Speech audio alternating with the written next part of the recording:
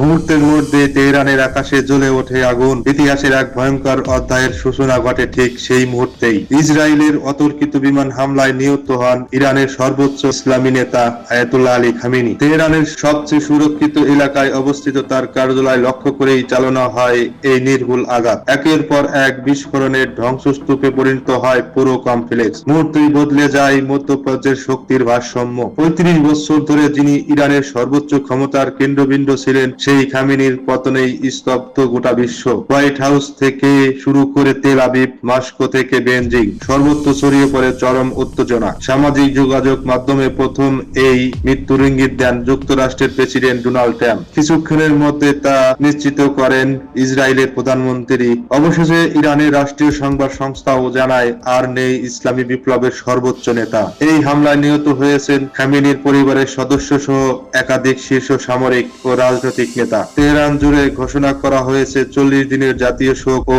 7 দিনের সরকারি ছুটি। কিন্তু প্রশ্ন একটাই, কে ধরবে এবার ইরানের সর্বোচ্চ ক্ষমতার ভার? সংবিধান অনুযায়ী সাময়িক নেতৃত্ব দেওয়ার কথা থাকলেও শীর্ষ নেতাদের বড় অংশ নিহত হয়, তৈরি হয়েছে ভয়াবহ ক্ষমতার শূন্যতা। সামনে আসছে সম্ভাব্য গৃহস্থ সংকটের আশঙ্কা।